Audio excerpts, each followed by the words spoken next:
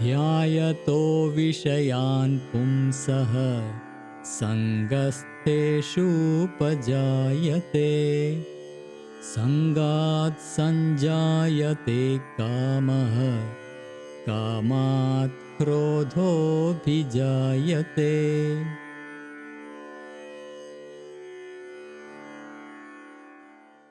Chapter 2, Shloka 62. In whose mind dwells on the object of the sense with an absorbing interest, attachment develops to them. From attachment comes desire. From desire, anger comes forth. This is such an important and critical shloka, for it really breaks down how is desire born and from where does anger arise.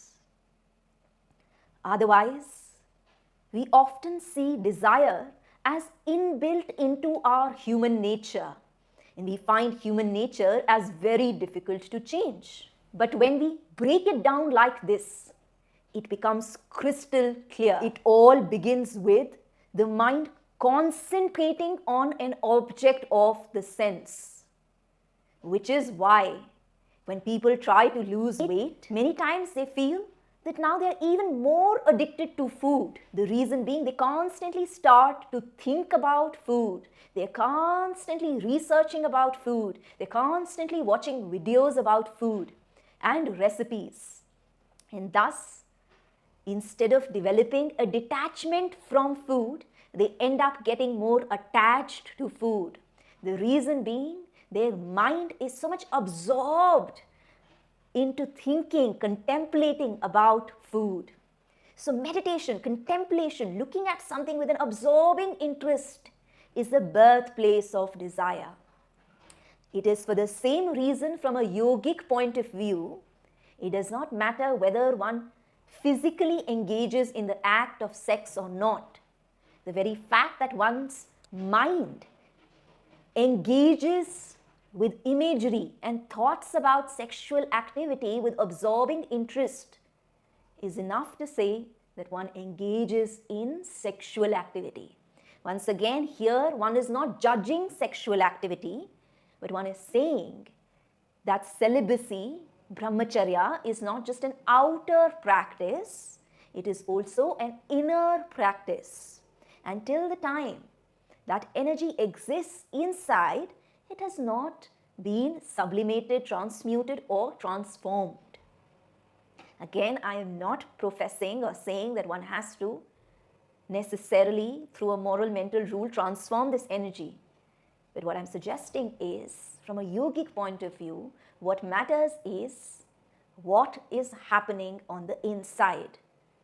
And as things happen on the inside, in the subjective realm, they become the basis for manifestation on the outside.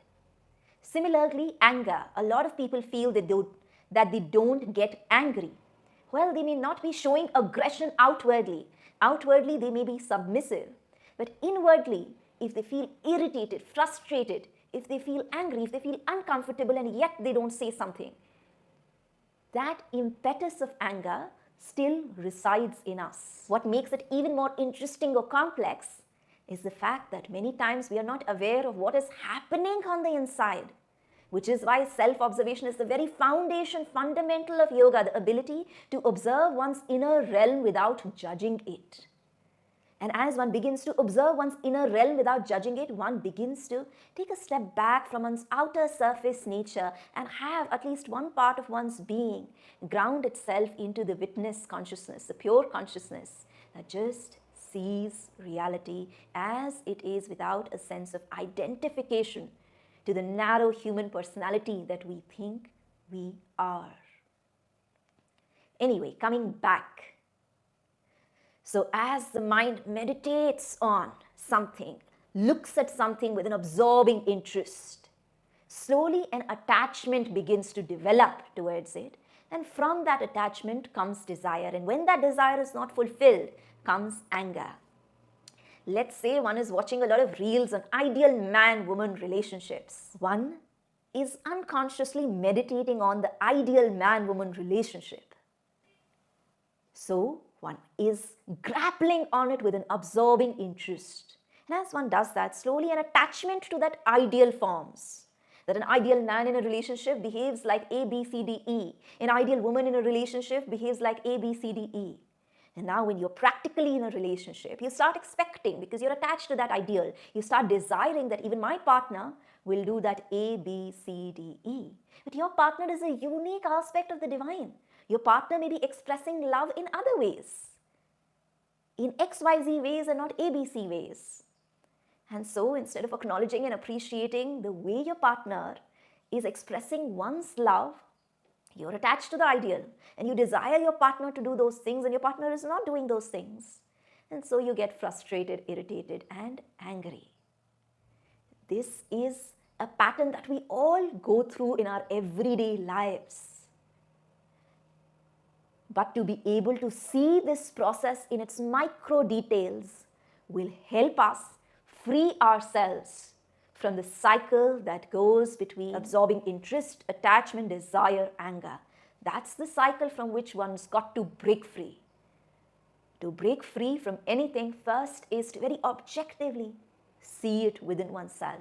So go back to the last time you got angry and look at what was the desire behind the anger.